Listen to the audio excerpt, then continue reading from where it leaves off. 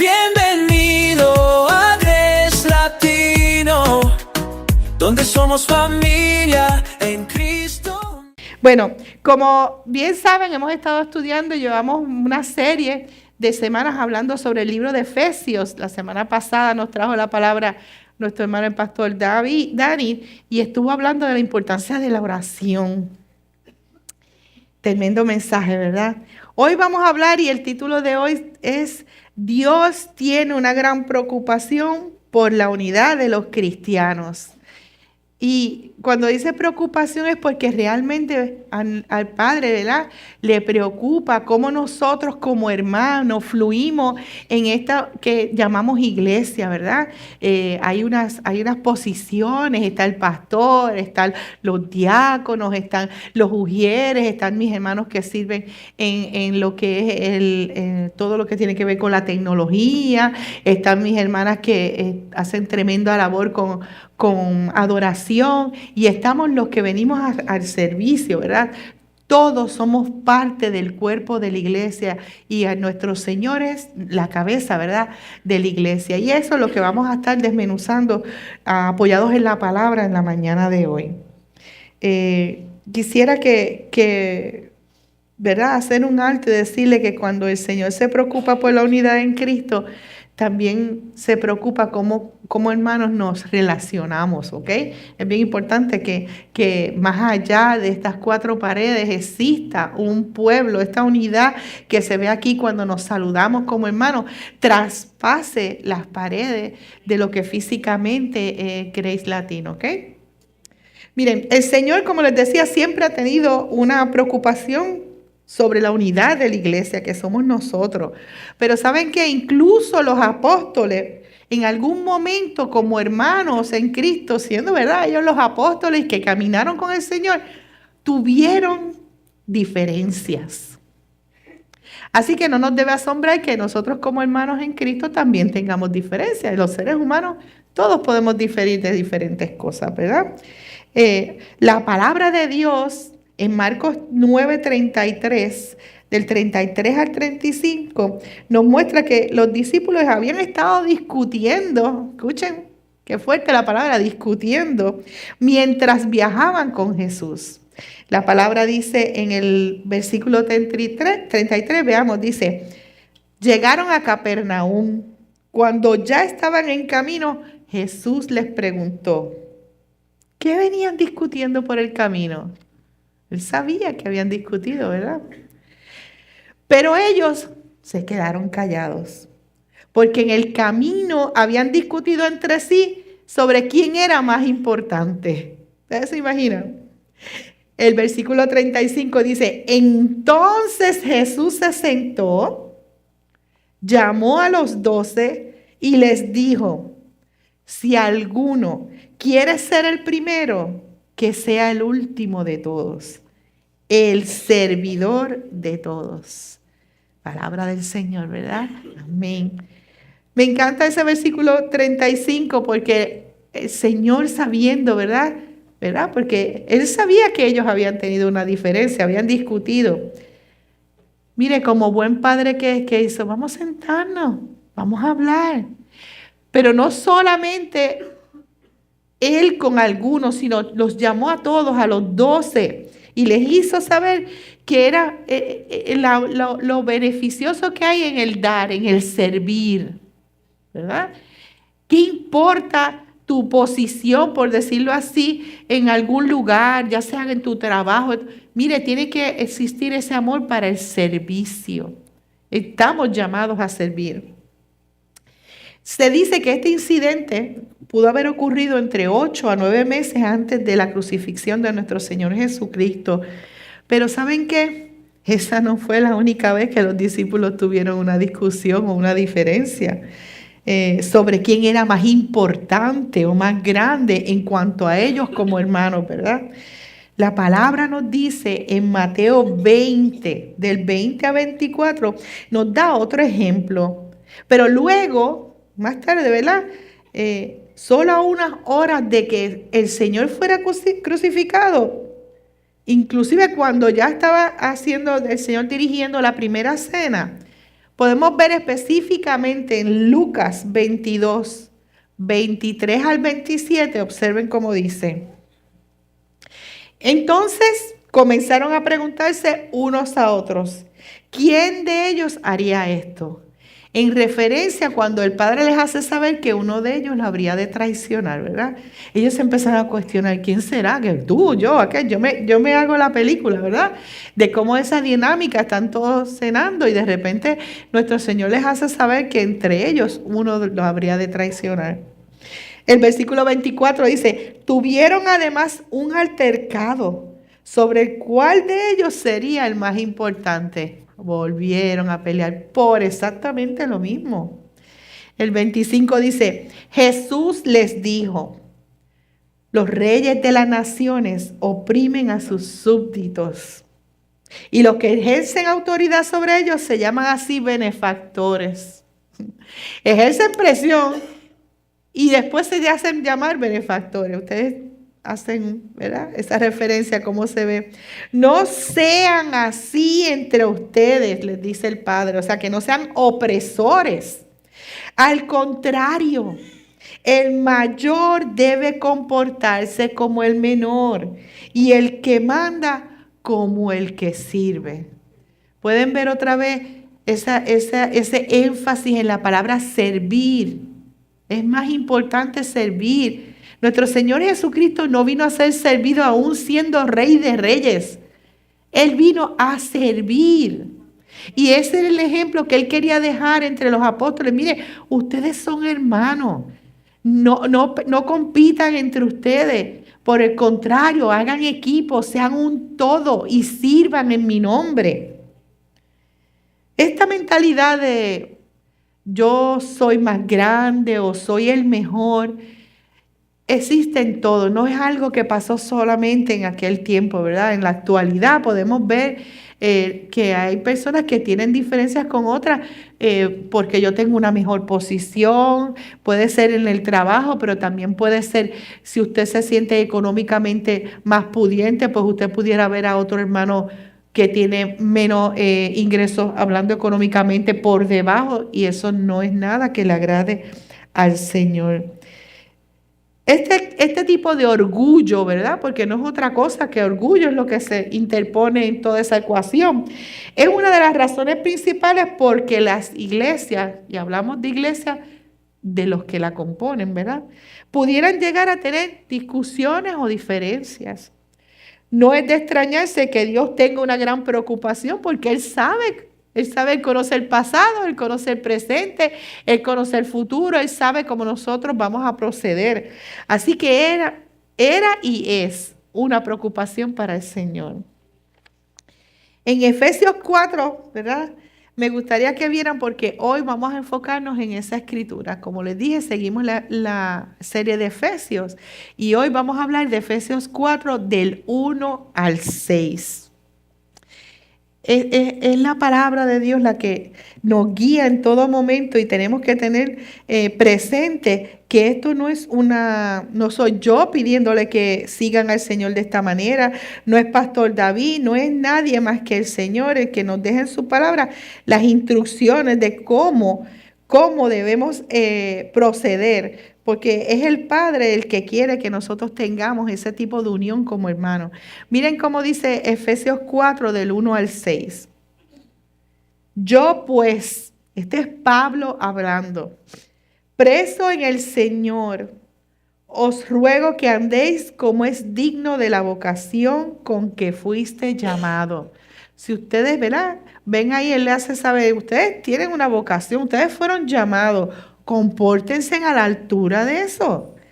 Con toda humildad y mansedumbre, soportándoos con paciencia los unos a los otros en amor.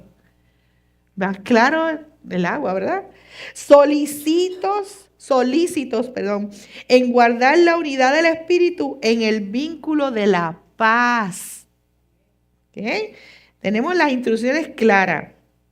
Un cuerpo, un espíritu, como fuisteis también llamados en una misma esperanza de vuestra vocación. un Señor, solo existe uno, una fe, solo existe una, y un bautismo que, como hemos dicho en otras ocasiones, por inmersión nos ha mandado el Señor a hacer. En el versículo 6 dice, un Dios y Padre. No dice un Dios, Padre. Un Dios y Padre. Es un todo. El cual es sobre todos y por todos y en todos. Esta es la palabra de Dios, ¿verdad? Amén. Miren, es bonito que veamos esto porque el Señor es directo, no se anda entre las ramas. Él quiere, ese versículo dice bien grande, portándose con paciencia, amor entre unos y otros, y recalca la importancia de la paz. Tenemos que tener claro una cosa, en el mundo no existe la perfección, en ninguno de los aspectos. Así que no podemos esperar que como institución, ¿verdad?, que una iglesia sea perfecta, porque estamos perfectamente desperfectos, por decirlo así. La iglesia lo componemos nosotros y nosotros los seres humanos estamos muy lejos de la perfección, ¿verdad? Así que no nos debe asombrar y tampoco es motivo para levantar banderas rojas, nada. Son cosas que pudieran suceder, que nosotros debemos estar apoyados en la palabra para evitarlas y tratar de encarrilarnos y no de permitirle al enemigo que nos susurre al oído cosas que no son. ¿Ok? No hay iglesia perfecta de este lado del cielo, ni en ningún nivel, a nivel, ¿verdad?, de mundial no existe, como les dije, porque la razón principal es porque el enemigo hace todo lo posible por provocar problemas, porque lo que nosotros hablamos aquí a él le desagrada. Así que él va a intentar poner la duda, él va a intentar que usted interponerlo con algún hermano, porque él no quiere, él quiere que nosotros no nos permanezcamos unidos. ¿Y ustedes saben por qué? Porque unidos somos más fuertes. Mire, gracias a esa unión es que nuestros hermanos están en Guatemala. Porque unidos con todo lo que se aporta, ¿verdad?, económicamente, en obediencia al Señor, que estamos llamados a evangelizar, ellos han salido de la comodidad de su hogar, han dejado familia atrás y han ido a hacer lo que el Señor les ha mandado a hacer. Siempre hay un líder, ¿verdad?, que organiza y lo demás, pero todos son un uno, es un cuerpo, es una totalidad y eso le desagrada al enemigo. Nosotros como personas tenemos diferencias, eso es inevitable. Usted va a tener diferencias en opinión, cada cual tiene un carácter diferente. Todos tenemos lo que en inglés dicen diferentes backgrounds o antecedentes, ¿verdad? Tenemos un pasado que nos hace ser y nos forma quien somos en el presente. Es como decir que a mi hermana Ilsa le gusta la vainilla y a Melanie el chocolate. Pueden gustarle cosas diferentes, pero eso no las hace menos hermanas, ¿verdad? Pues que ella coma chocolate y ella coma vainilla. Ya, tan fácil como eso. Pero el ser humano nos gusta como complicarnos las cosas, ¿verdad? Es como que está en nuestra naturaleza y queremos poner una fricción donde no la hay. Cuando realmente estamos, como le dije, llamados a ser un todo. El problema es cuando el corazón no está donde debe de estar. Nos volvemos tercos. Tienes que comer vainilla porque es mejor.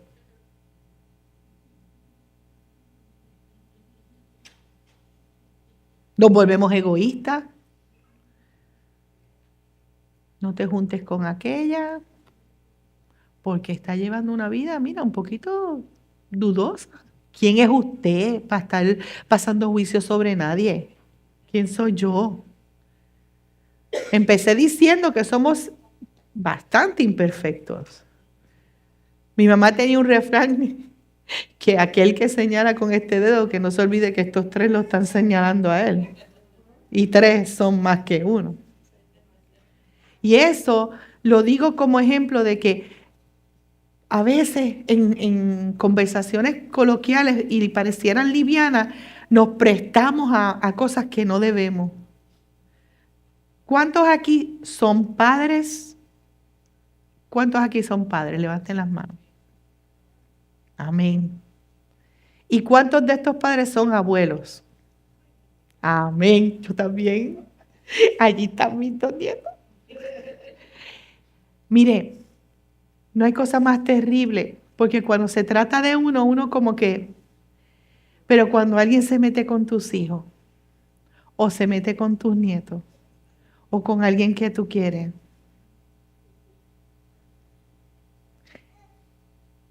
aunque estuvieran diciendo algo que fuera verdad, si la connotación de lo que se habla es para ofender, humillar, denigrar, no se vale. Ese juego no se vale y no nos debemos prestar para ese juego. Hoy tú puedes estar equivocadamente hablando del hijo de alguien y piensa cómo te sentirías tú si fuera a la inversa. ¿Sabe qué? El día que se entere de alguna situación de algún hermano, de sus hijos, de sus nietos, antes de levantar cualquier palabra de juicio, ore. Ore. Este mundo está a falta de mucha oración. Ore, porque hoy puede ser el hijo de alguien, pero mañana puede ser el tuyo. Y eso me recuerda, ¿saben qué? Que esta amada iglesia ha estado orando por meses por mi hijo Jan. Algunos de ustedes saben que mi hijo lo operaron recientemente de su espalda, le colocaron 4 tornillos. Y yo verlo entrar por esa puerta y saber que todos ustedes y mis hermanos que están en Guatemala y muchos más familiares y amigos, me conmueve, ¿verdad? Pero me confirma el poder de la oración y qué fuertes somos cuando nos unimos por los demás, más que por nosotros. Porque no podemos entrar en ese egoísmo de yo voy a orar por los míos, que los míos están necesitados. Mire, ore por los suyos, pero ínquese y órese por el de su hermano. Por ese que se sienta todos los domingos al lado suyo. Y usted a la hora de saludarnos con los diezmos y la ofrenda, le da un fuerte abrazo. Sea también fuerte para hincarse por esa madre que tiene una petición de su hijo, no solo de salud, como yo lo he tenido en esta semana. Un hijo que está privado de la libertad. Alguien que está en el camino de las drogas. Otros están deprimidos. Y si no podemos contar los unos con los otros, ¿con quién vamos a contar además de con el Señor? Unidos somos más fuertes. La iglesia en Jerusalén, ¿verdad? Hechos 6 nos presenta que tuvieron muchas diferencias.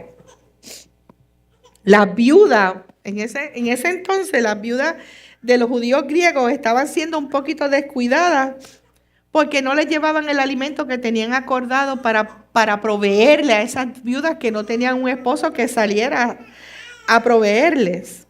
Así que las viudas locales recibían más que ellas.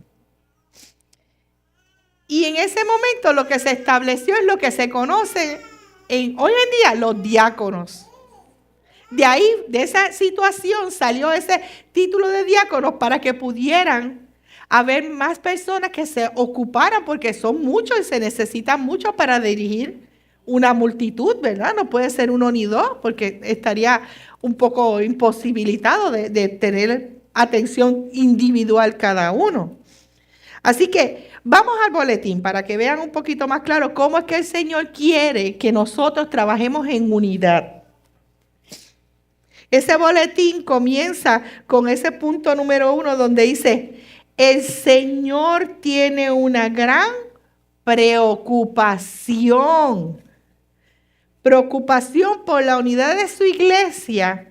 Y es por esto que Dios nos dio un predicador de unidad. Ustedes han oído a Pastor David muchas veces hablar de lo mucho que es Pablo. Ese predicador de unidad es Pablo, que sigue toda la escritura tratando de unir a los pueblos. Vamos a escribirle a los de Corintios, porque estos están como que un poquito descarrilados. Vamos para allá, para los de Efesios. Bendito mis hermanos, ustedes son hermanos en Cristo. Enderécense, encarrílense. Para él se llevó esa tarea, entre muchas, de que el Señor le hizo saber que necesitaban estar unidos. ¿Verdad? Él fue el que predicó y abordó este tema en muchas de las escrituras, lo podemos ver. De hecho, si vamos a 1 Corintios 1, del 10 al 17, miren cómo dice. Os ruego, empieza suplicándole. ¿Sí? Y donde hay súplica, el orgullo no puede estar. Ahí lo que hay es humildad. Os ruego, pues, hermanos. Les llama hermanos como iguales. ¿Sabe? No le está diciendo, les ruego yo a ustedes, yo que soy un apóstol renombrado y que a mí me dejaron a cargo, así que ustedes se van a poner y se van a enderezar. No. Hay igualdad. Somos hermanos en Cristo. Hay igualdad. Por el nombre de nuestro Señor Jesucristo. No es por Él. Nada se trata de mí, que estoy aquí hoy, puede estar mañana, ¿verdad? Cualquier otro, con el respeto que se merece también mi pastor. Es por el Señor que debemos hacer todo por Él y para Él. Que habléis todos una misma cosa y que no haya entre vosotros divisiones. No permitamos que el enemigo ponga cosas donde no las hay, sino que estéis perfectamente unidos en una misma mente y en un mismo parecer. Yo lo resumo es, mira, hablemos todos el mismo idioma. ¿Ah? El 11 dice, porque he sido informado acerca de vosotros. O sea, alguien fue y le dijo a Pablo cómo estaban las cosas, porque recuerden que estas cosas se escribieron Pablo estando improvisto de su libertad, preso. Hermanos míos, por los de Cloé. O sea, el pueblo de Cloé fue que le informó a él. Que hay entre vosotros contiendas. Mire, contienda no es otra cosa, es diferencias, discusiones, peleas. Póngale el nombre que usted quiera. El versículo 12 dice, quiero decir que cada uno de vosotros dice, yo soy de Pablo. Y el otro yo me lo imagino. La palabra dice, y yo de Apolos. Y un tercero, y yo de Cefas. Y otro, no, y yo de Cristo. Imagínense, ¿verdad? La dinámica, todo el mundo es de alguien diferente. Pues ahí no hay unión. No la hay. El versículo 13 dice, ¿acaso está dividido Cristo? Es una pregunta. ¿Fue crucificado Pablo por vosotros? ¿O fuiste bautizado en el nombre de Pablo? Eso no fue así, ¿verdad que no? El versículo 14 continúa y dice, doy gracias a Dios. Recuerden que esto es Pablo hablándole. De que a ninguno de vosotros he bautizado, sino a Crispo y a Gallo. Mire, me detengo ahí porque Pablo lo que quiere decir es que yo no me quiero llevar el mérito. Gracias a Dios que no fui yo, porque si no también diría, no, por Pablo. El 15 dice, para que ninguno diga que fuiste bautizado en mi nombre, porque es que cuando ustedes lo bautizan en el nombre del Señor, no en nombre de nadie más.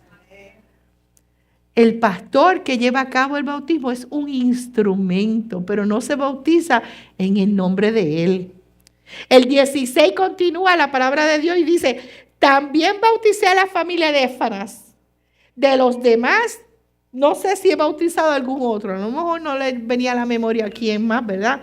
Pero el 17 continúa y dice, pues no me envió Cristo a bautizar, escuchen bien, sino a predicar el evangelio, no con sabiduría de palabras para que hagan vana la cruz de Cristo. Miren, bautizar está entre los roles de él, pero él reconoce que lo realmente importante, lo que tienen que estar hablando ellos, en vez de estar buscando yo soy de aquel, tú eres del otro, es esa unión que los haga salir y evangelizar. Ustedes imagínense aquí de repente empezáramos, bueno, aquellos que quieran escuchar la prédica que va a dar Iris en estos banquitos. Los que quieran escuchar a Pastor David, se sientan acá. Los que quieran escuchar a Pastor Dani, allá con los muchachos de sonido. Entonces, ¿qué tendríamos? ¿Tendríamos una iglesia?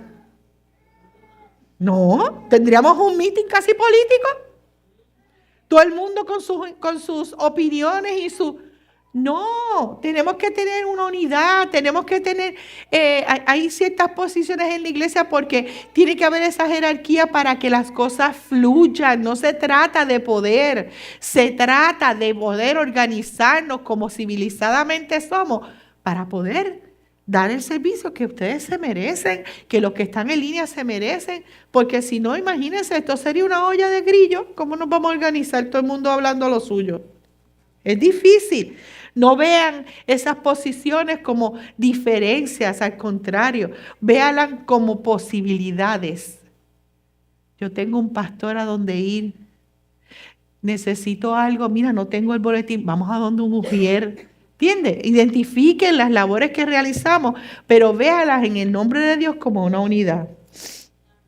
Mire, estos problemas, como le dije, no eran livianos y tampoco fueran efímeros, poquitos, no. Se dice que, no se dice, la palabra de Dios dice, ¿verdad? Que Pablo tuvo diferencias con Juan, que luego le llaman Marcos, ¿verdad? Aún siendo hermanos que eran bien unidos. Tuvieron un problema personal.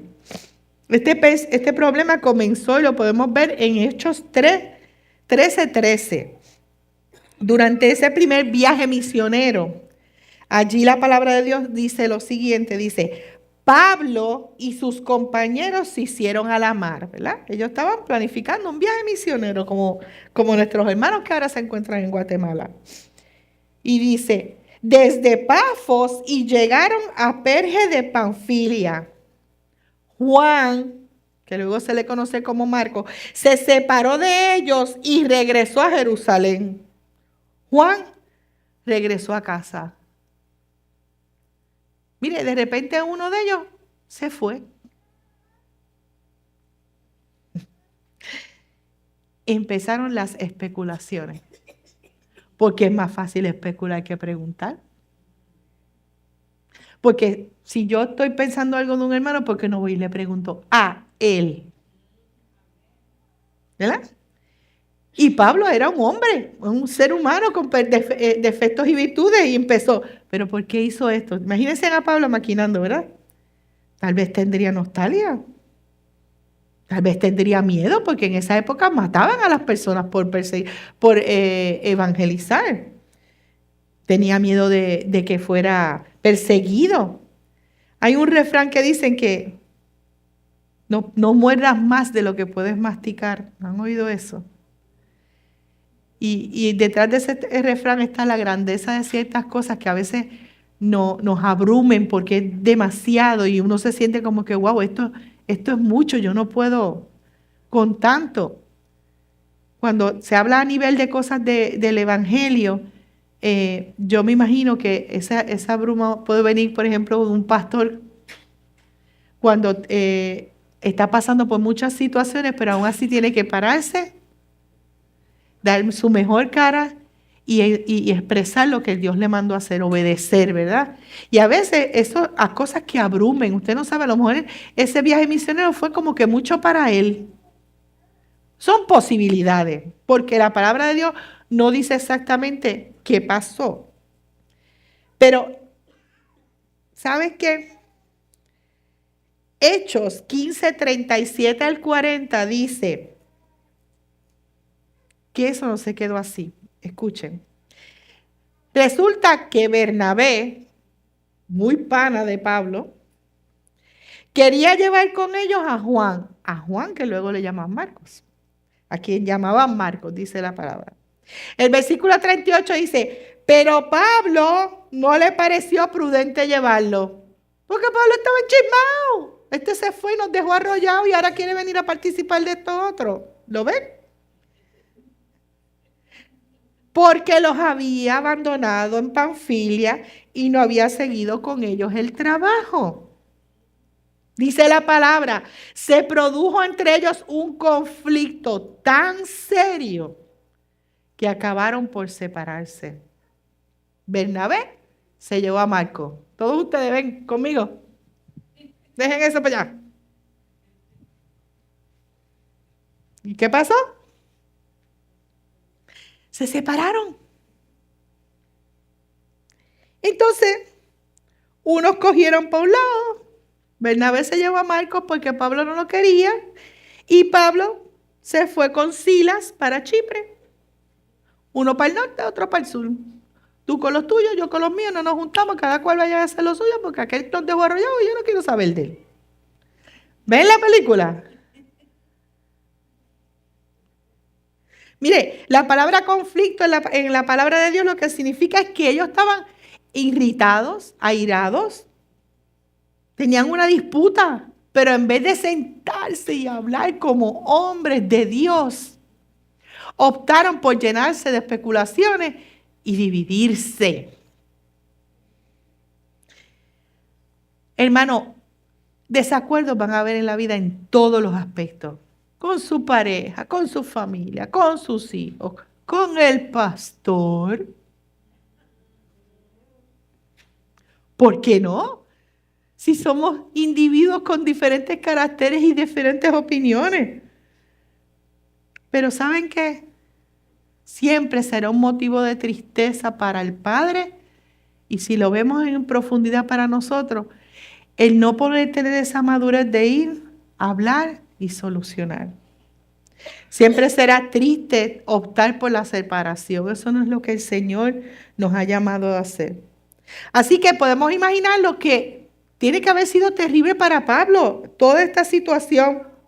Bernabé y Pablo peleados por un tercero, porque entonces ahora Bernabé está en el medio. Él se tuvo que llevar al otro y no tuvo nada que ver. Mire, toda esta situación eventualmente se resolvió, pero pasó tiempo. ¿Verdad? Habría que ver, ¿verdad?, en contexto de que Bernabé, quien se tuvo que llevar a Marcos, fue quien la palabra dice que llevó a Pablo a los apóstoles. Porque si recordamos, Pablo, quien se le llamaban Saúl, perseguía a los cristianos. Así que la fama de Pablo, cuando se convirtió, tenía mucha gente, especulaba y tenían dudas. Pero ¿y cómo ahora les sirve a quien los perseguía para matar? El ser humano, imagínense. Se está tramando algo, porque es que nuestra naturaleza es así. Pero Pablo, dice la palabra de Dios, en Hechos 9:27, mire cómo dice. Entonces Bernabé, tomándole, lo trajo a los apóstoles y les contó cómo Saulo había visto en el camino al Señor. ¿Recuerdan que lo privó de la vista? El cual le había hablado valerosamente en el nombre de Jesús. Fue Pablo que intercedió, pero Bernabé por Pablo. De ahí esa amistad tan bella. Miren, Bernabé se dice que viajó más de 100 millas. No cogió un Uber. No tenía un carro. Mucho menos un Tesla que se conduce solo. Imagínense en esa época viajar 100 millas para encontrarse con Pablo en Tarso y traerlo de regreso para ayudar a dirigir la iglesia de Antioquía. Eso es querer tener una relación con alguien. Fueron a viajes misioneros, vivieron juntos, se tenían mucho aprecio. Y ahora él lo puso en esta situación de tener que como que decidir. Estaban peleados entre sí, eso es trágico.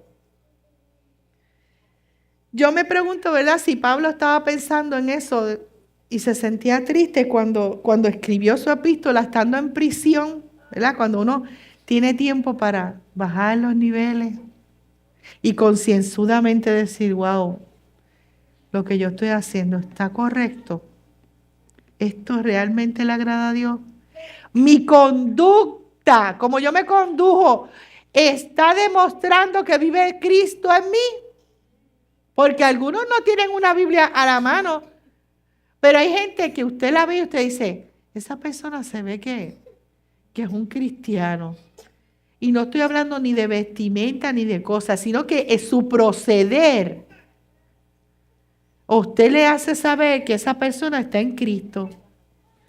Y eso tiene que haberle sucedido a Pablo. Miren cómo se expresa Pablo en Filipenses 2, del 1 al 3. Miren la palabra de Dios. Dice, por tanto, si hay alguna consolación en Cristo, si algún consuelo de amor, si alguna comunión del Espíritu, si algún afecto entrañable, si alguna misericordia, completad mi gozo, sintiendo lo mismo, teniendo el mismo amor, unánimes, sintiendo una misma cosa.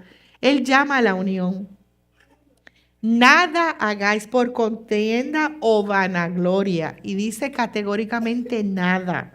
Antes bien con humildad, estimando cada uno de los demás como superiores a él mismo.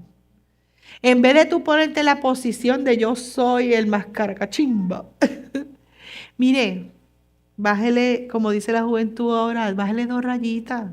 Usted y yo somos hermanos en Cristo, así que somos iguales. Nada hay especial. Cristo que vive en nosotros es el único que debe aflorar y a quien debemos enaltecer. Para ese entonces, Pablo también había respondido por Marcos. ¿Recuerdan que estaban enojados? Miren cómo las palabras nos hacen saber que en algún momento hubo reconciliación. En una de las epístolas, nuevamente estando Pablo en prisión, Colosenses 4:10, donde Pablo escribió lo siguiente, y dice así: Aristarco, mi compañero de prisiones, os saluda. Esto es, él hablándole a los hermanos de la iglesia de Corintios. Y Marcos, el sobrino de Bernabé. Porque por si no les dije, Marcos era sobrino de Bernabé y Pablo lo puso en esta decisión, sabiendo el lazo de sangre que lo unía al otro. O sea, la ecuación era difícil. Acerca del cual habéis recibido mandamientos. Si fuere a vosotros, recibidle. Él está abogando por Marcos, ¿verdad? Y más tarde, en la última carta, cuando están tan cerca de ser ejecutado en Roma, Pablo, ¿verdad? Escribió en 2 de Timoteo 4:11, dice, solo Lucas está conmigo. Toma a Marcos y tráelo contigo, porque me es útil para el ministerio. Mire, evidentemente se reconciliaron en algún punto de la historia, ¿verdad? Pero esto nos demuestra que podemos caer en ciertas cosas, pero el Señor, y lo digo categóricamente, pero el Señor quiere que usted baje sus armas, deje ese orgullo en la gaveta. Tuvo él la culpa, ¿qué importa? Vaya usted realmente aprecia esa relación. Pues haga usted un acercamiento. Sea usted y compórtese a la altura de un hermano en Cristo. Y vaya y pregunte y no llegue a especulaciones. ¿Y sabes qué? Aprendamos a hacer ese perdón de borrón y cuenta nueva. Porque si te perdono, pero entonces aún así no te voy a hablar. Yo lo perdoné, pero a mí que ni me mire. Si es posible que ni me salude. Mire, ¿qué perdón es ese? Dígame usted. Yo lo perdoné, pastor. Yo quiero que usted sepa que ya yo lo perdoné. No hay rencor en mi corazón. Pero si es posible, yo me voy a sentar en el banco 10 y a él lo póngalo al frente. Solo ¿sabes? No se vaya a zafar un puño o algo así sin querer. Mire, hello. ¿Dónde está el perdón ahí? Así hacemos no solamente con los hermanos en Cristo, pongo ese ejemplo, pero hacemos con amistades, con familiares. Yo lo perdono, pero vino y borró el número de teléfono del celular porque yo no lo voy a llamar más. Pero yo lo perdoné. Yo lo perdoné. Eso ya no vive en mí. Pero se lo está recomiendo por dentro y no, porque mire, eso enferma. Se le hacen a uno unas raíces de amargura horrible. Aquellos que no han, bueno, no estamos para hablar de mí, ¿verdad? Pero yo tuve que aprender a perdonar a mi papá y no estaba en vida. Y ha sido de las cosas más difíciles que yo he pasado en mi vida. Porque usted perdonar a alguien que todavía tiene la oportunidad de tener una conversación sana, es difícil, pero cuesta menos. Así que traten de hacerse visualmente la imagen de perdonar a alguien que ya no está en este plano terrenal. Pero que usted aún, esa persona sin estar presente en este mundo, sigue aguantando raíces de amargura y enfermándose y esto se apodera de usted de una manera, mire, suéltelo. Ni usted ni su familia se merecen que viva usted en ese infierno. Si en Dios hay libertad, Dios es amor. ¿Quiénes somos nosotros para estar juzgando a los demás? Usted perdónelo. Y si algo esa persona, ¿verdad?, infringió, el Señor se encargará. No dice su palabra mía en la venganza. Entonces, no tiene sentido. No tiene sentido. Mire, por algo el Señor, de todo lo que pasó en esta vida terrenal, decidió que estas historias verídicas estén en la palabra del Señor. Porque Él sabía que así nos vamos a comportar. Que eso no era algo aislado, que eso es algo del ser humano, ¿verdad? Miren cómo dice en el boletín, vamos al boletín, el número 2, dice, Dios da prioridad a nuestra unidad. Para Él es bien importante que nosotros estemos unidos, es algo prioritario. Podemos ver en Efesios 4:3, que es nuestro versículo de hoy, ¿verdad? Ese Efesios 3 dice, donde su palabra nos dice, esfuércense por mantener la unidad del Espíritu en el vínculo de paz. Lo leí ahorita, ¿verdad? Ustedes saben que la palabra en hebreo para la palabra esfuerzo es amado. Yo no lo sabía, me enteré, pero se dice amado. Y no significa otra cosa que apresurarse a hacer algo, pero también dice dar un esfuerzo máximo o dar lo mejor de ti, que no necesariamente es lo mejor de otro. Cada cual tenemos nuestras individualidades, ¿verdad? Somos individuales, tenemos diferentes capacidades, dejemos de estar comparándonos. El versículo 3 dice, de Efesios 4 dice, sed diligentes y esforzados por guardar la armonía y la unidad del Espíritu en el poder vinculante. El poder vinculante de la paz. Eso no quiere decir otra cosa, que la paz une. No separa. Donde hay paz no puede haber separación. Hay unidad. Así que eso es lo que prioriza el Padre, ¿verdad? Dice, esfuérzate por mantener la unidad del Espíritu mediante el vínculo de la paz. Mire, cuando se habla de la palabra vínculo, podemos también pensar en esos ligamentos que tenemos en el cuerpo, se vinculan unos a los otros y qué fuertes son. Porque en la unión hay fuerza. Eso es lo que el Señor quiere, que nosotros seamos unidos. Él sabe todo lo que va a pasar en este mundo y Él quiere que nosotros estemos unidos, que tenga cada uno un hombro donde llorar. Imagínense, Él no quiere lobos solitarios, como dice nuestro pastor. El poder vinculante de la paz, pero ¿sabe qué? No de la paz que de este mundo, es de la paz de Dios. Porque sí, van a seguir ocurriendo cosas terribles. Sí, vamos a aprender la televisión y vamos a ver cosas espantosas. Pero tenemos que tener paz en nuestro corazón, que podamos proceder a la altura de la paz que da el Señor. Esa paz que sobrepasa todo entendimiento, ¿verdad? También vemos esa verdad en Juan 17, donde Jesús oró la noche antes de ser crucificado. Mire, él oró y oró y oró. Imagínese Jesús siendo Dios orando. ¿Por qué nosotros vamos a claudicar en la oración? La necesitamos, tiene que ser como el respirar, necesaria, diaria, en todo momento. Miren cómo el Señor oró por nosotros y por nuestra unidad. Lo podemos ver en Juan 17:11. Dice, Jesús oró: ya no voy a estar por más tiempo en el mundo. Se acerca la hora, ¿verdad? Pero ellos todavía están en el mundo. Y yo vuelvo a ti, ¿verdad? Al Padre. Padre Santo, protégelos con el poder de tu nombre, el nombre que me diste, para que sean uno, lo mismo que nosotros. Él quiere esa unidad que tiene Él con Padre, que la tengamos nosotros. Él sabe lo poderosa que es la unidad.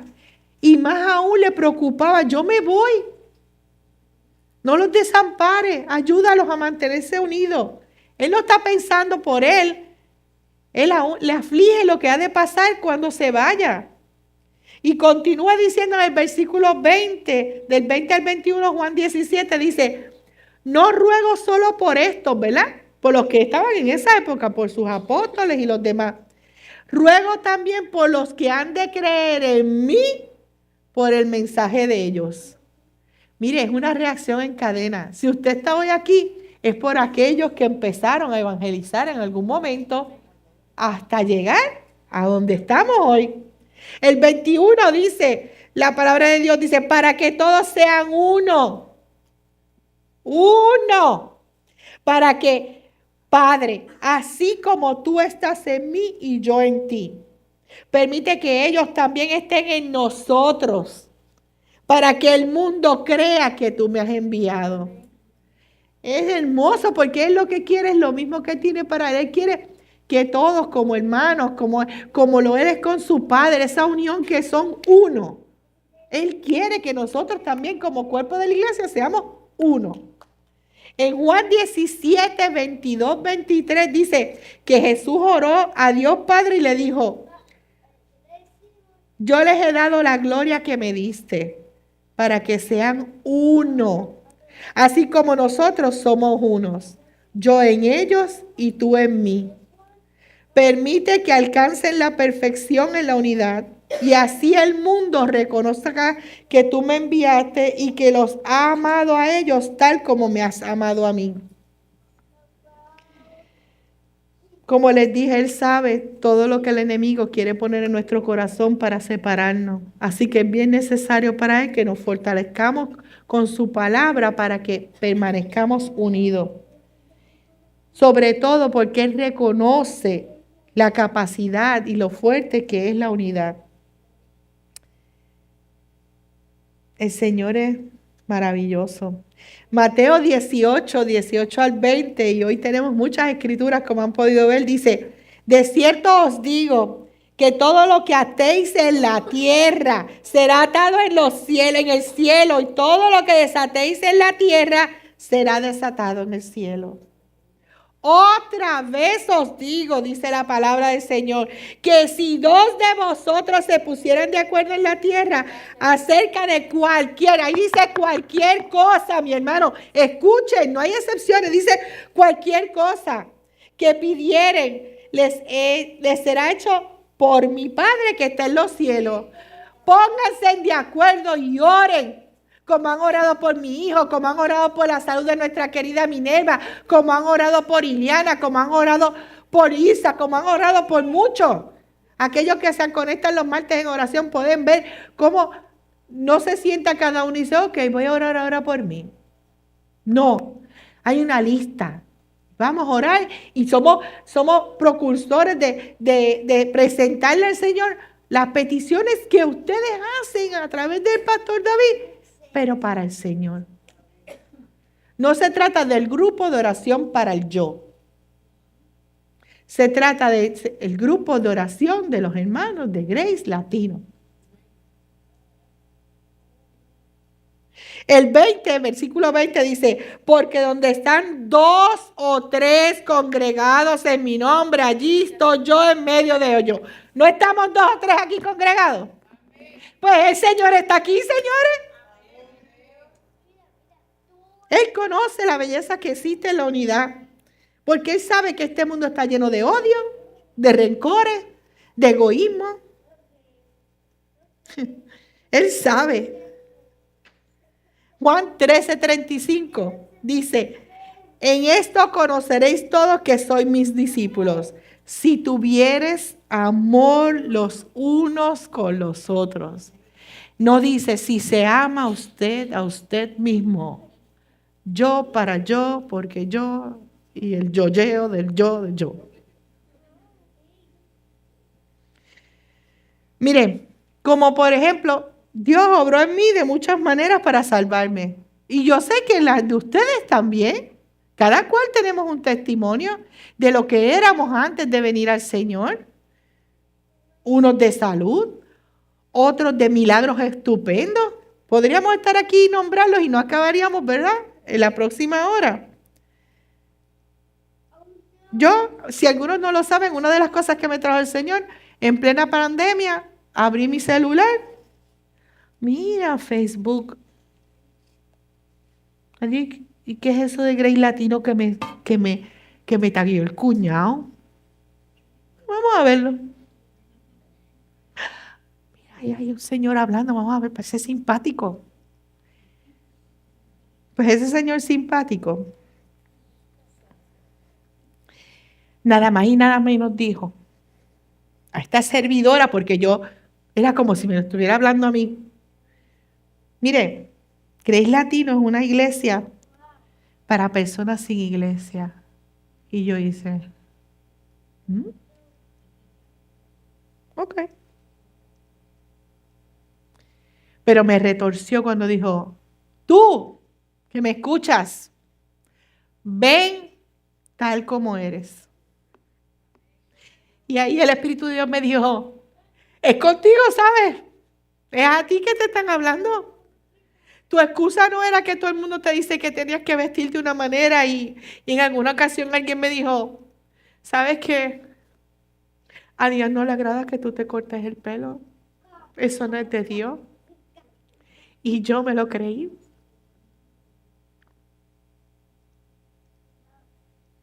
El Señor usa hasta las piedras si le place. Se los digo como ejemplo porque a veces cosas que pusieran ser insignificantes, un letrero. Yo tengo una hermana que dice que iba a ir un letrero de Cristo te ama y dale más para allá, iba guiando y pasa 3 calles y Cristo te ama. Y ella, y después pasó otro día y no vio el letrero y dijo, oh, ¿lo habré imaginado? No sé, pero Dios quería que ella viera que ahí decía Cristo te ama. Y en Dios todo hay propósito, ¿verdad? Todo hay un propósito. Con esto lo que quiero decir es que cada una de las cosas que dicen este libro, que pareciera un libro cualquiera, mire, aquí hay poder, aquí hay vida, aquí hay restauración, de aquí se salvan matrimonios, hijos descarrilados, la depresión, ¿cómo dicen? Name it, póngale nombre y presénteselo al Señor, pero con un corazón contrito, sobre todo dispuesto a la corrección. Porque Dios va a corregir. Porque te va a doler.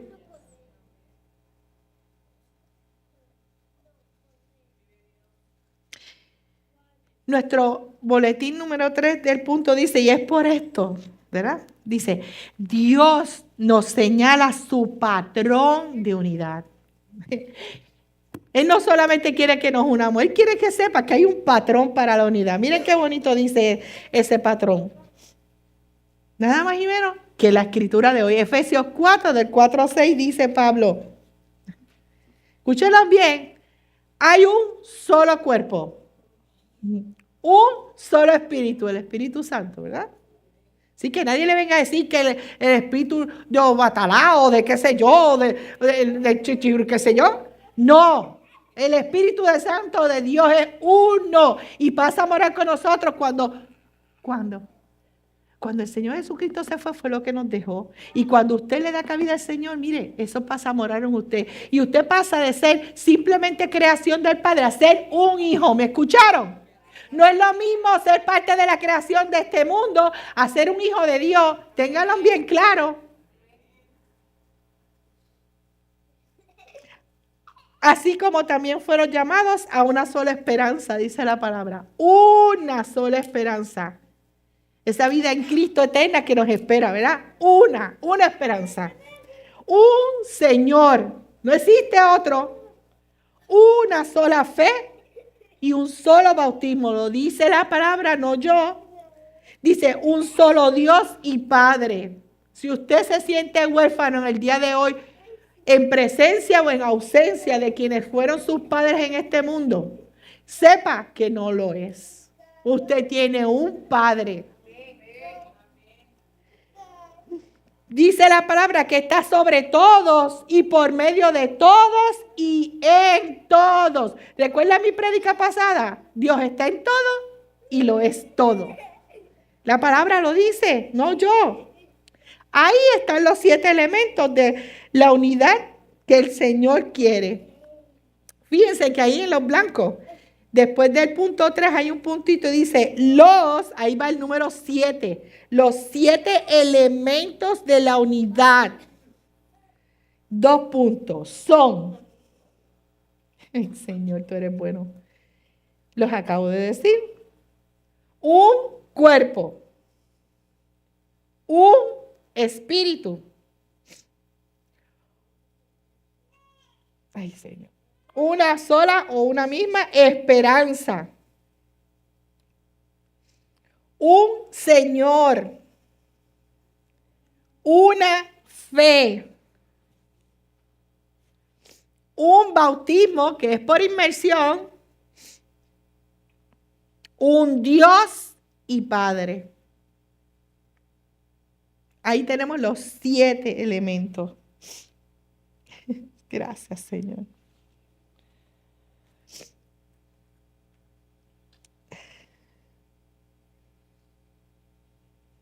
Mire, hay un pastor que fue famoso, ¿verdad? Para los años 80 y 90 de California, Ray Stedman, si no me equivoco, lo pronuncié bien. Y dice él, nosotros somos bendecidos, ¿saben por qué? Porque esto nos lleva a la gran persona eterna e invisible, que es el poder a través de, ¿verdad? Detrás de la iglesia cristiana. Nosotros tenemos la revelación completa. La fuerza de la iglesia nunca proviene de sus números. Escúchelo bien, porque hay muchos que se enfocan cuántos vinieron hoy. No. Este es el concepto erróneo, decía este pastor, que muchos cristianos tienen hoy en día y piensan que solo influimos en la sociedad, ¿verdad? La iglesia, e impactamos el mundo cuando reunimos suficientes cristianos. No me digas si entendieron la prédica de hoy. ¿Cuántos fueron? ¿Cuántos asistieron? ¿100? ¿200? ¿300? Eso es lo que yo necesito saber. La prédica de la prosperidad. ¿Cuánto se recaudó? No, de eso no se trata. No es ahí donde reside el poder de una iglesia. No lo es, nunca ha sido y no será.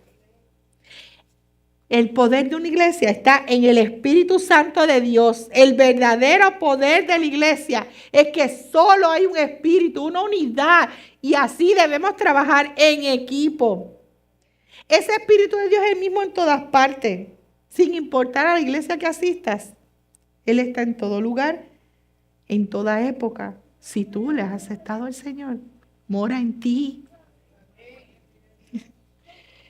Nuestro Dios es único, es verdadero, es vivo y existe en su Trinidad. Dios Padre, Dios Hijo y Dios Espíritu Santo. No lo quitemos de la ecuación. Mire, en estos momentos Dios Padre está sentado en su trono, en el cielo. Y hasta que Jesús regrese a la iglesia, ¿verdad? Dice, Hebreos 8 lo presenta así. nos dice, ¿verdad? Parafraseando, que el Hijo de Dios está sentado a la diestra del Padre, pero que el Espíritu Santo es Dios en todas partes. No es que está allí y cuando a alguien se le presenta algo dice, vengo ahora, voy a bajar un momentito a la tierra, que es que, no sé, Tacha tiene un problemita, voy a ir a ayudarla allí un momentito y ya mismo regreso. No, Dios es omnipotente, es omnisciente, está en todas partes. Por eso es que la noche, antes de ser crucificado, la palabra en Juan 4:23 nos presenta, el que me ama obedecerá mi palabra y mi Padre lo amará. Vendremos a Él, refiriéndose a Él y Padre, y haremos nuestra morada en Él. Esto comenzó el día de la Pentecostés.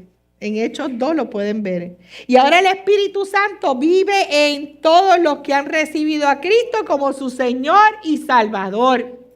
Usted no está solo, mi hermano. Una sola esperanza, dice la palabra de Dios en Efesios 4.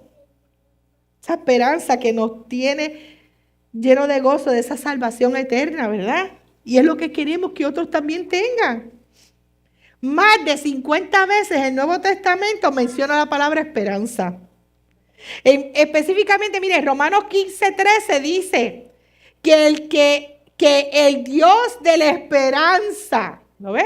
Los llene de toda alegría y paz a ustedes que creen en Él, para que reposen de esperanza, otra vez, por el poder del Espíritu Santo, por su poder, ¿entienden? Y Colosenses 1:27 dice, habla, ¿verdad? Cristo en nosotros, en la esperanza de gloria. Es Cristo y solo por Él. Pablo, como les leí hace un rato, Pablo en Efesios 4 dice que es la esperanza de tu vocación.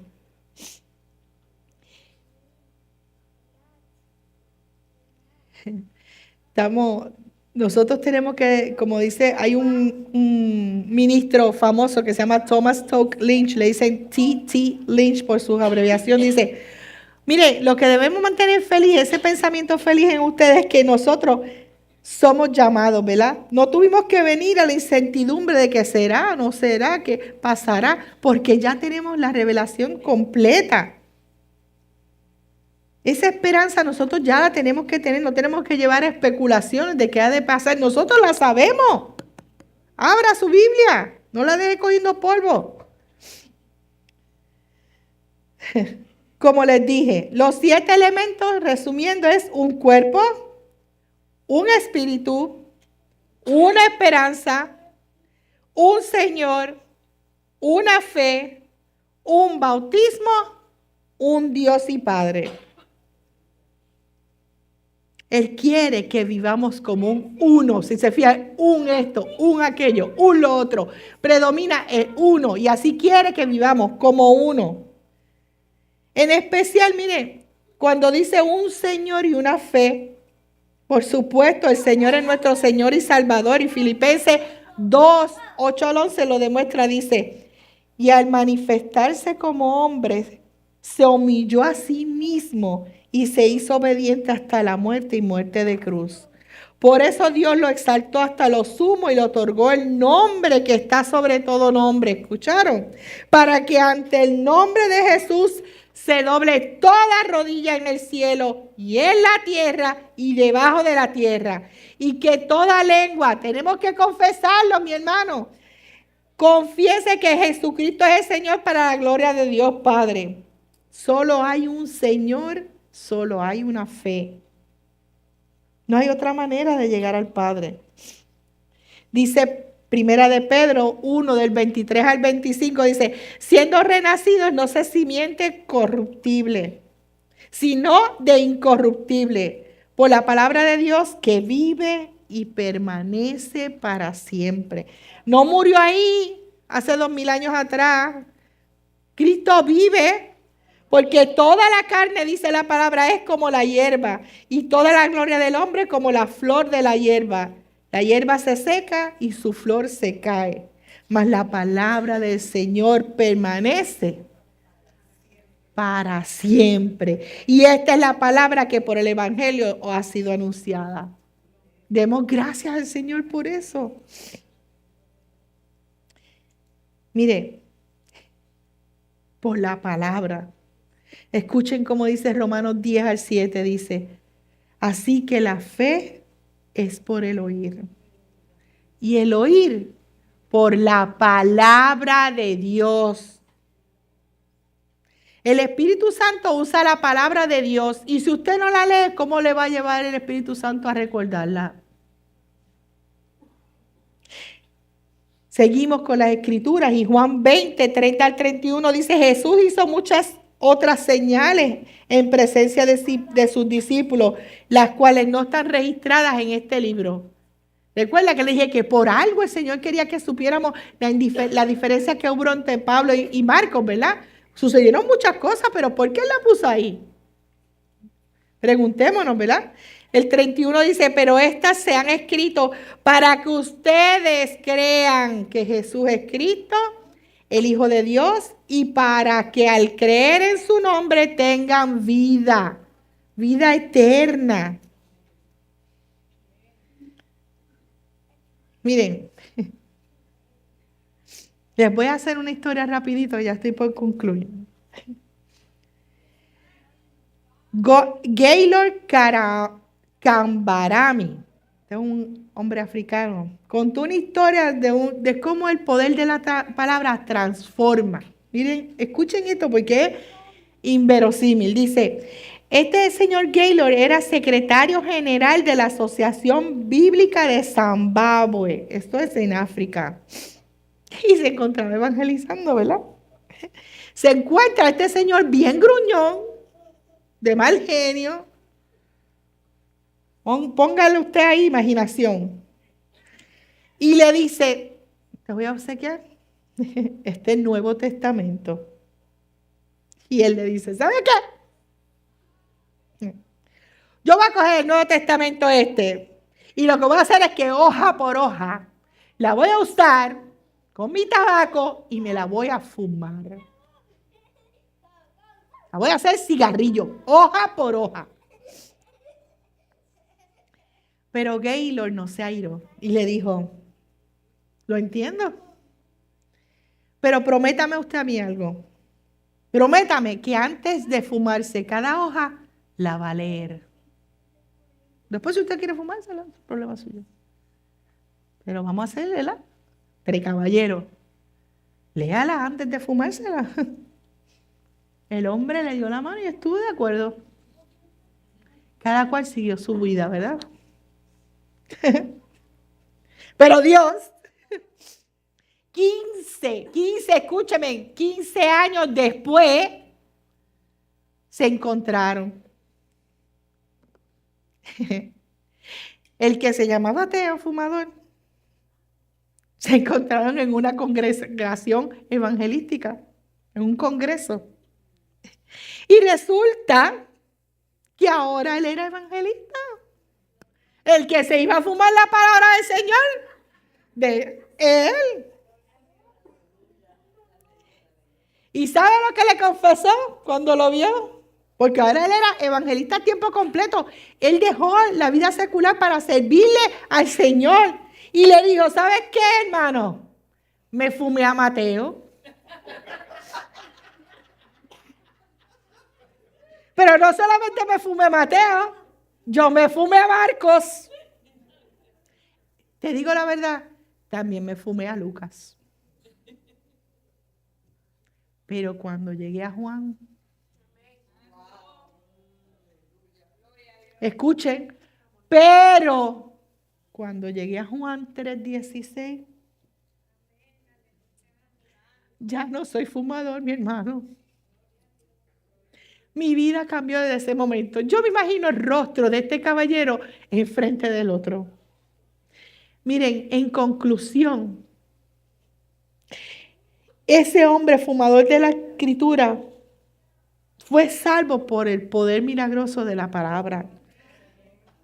No fue aquel que le dio el Nuevo Testamento, él fue un instrumento. Lo que lo salvó, lo trajo al Señor fue la palabra. Nació de nuevo por la palabra. Y para aquellos que se estén preguntando en su cabecita, se fumó a Marcos, a Mateo, a Lucas, ¿y por qué paró en Juan? ¿Qué dice Juan 3:16 como para que él no se lo fumara? Mire lo que dice Juan 3:16. Porque de tal manera amó Dios al mundo, que ha dado su Hijo unigénito para que todo aquel que en Él crea no se pierda, mas tenga vida eterna. Gloria a Dios, amén. Eso se me hace un amén bien fuerte. Mira, dice que en Él cree, no se pierda.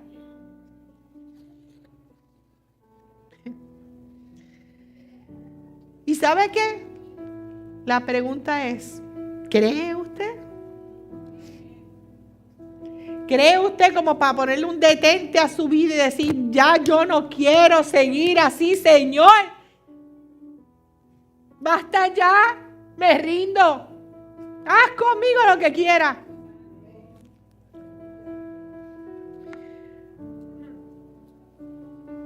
¿Has recibido al Señor como tu Señor y Salvador? Si aún no lo has aceptado, hoy es un gran día para hacerlo. Ahí donde estamos, vamos a bajar un poco las luces. Y aquellos que están en línea, por favor, acompáñenos. Cerremos nuestros ojos, bajemos nuestros rostros y reconozcamos al Señor.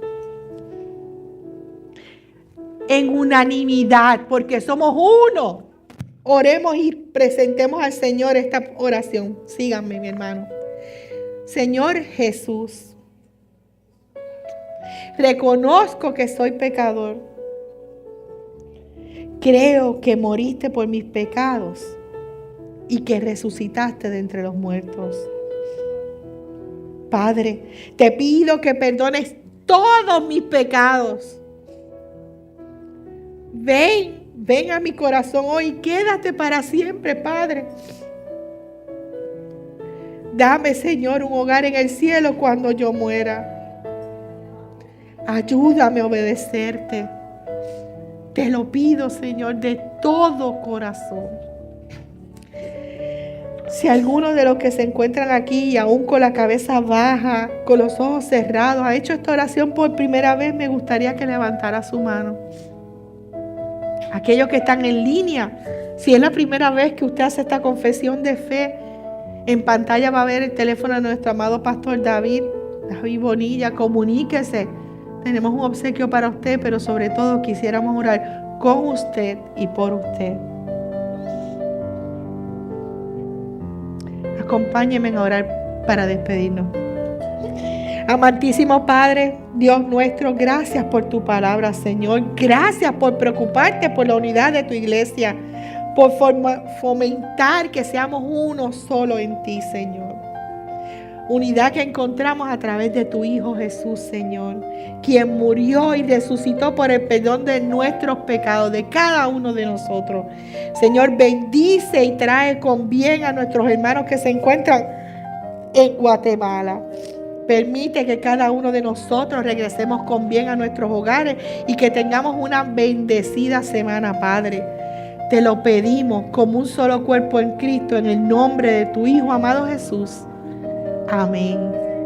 Nos despedimos de nuestros hermanos que se encuentran en línea, dándoles las gracias y exhortándoles que si es posible nos vengan y nos visiten. Nos encantaría conocerlos.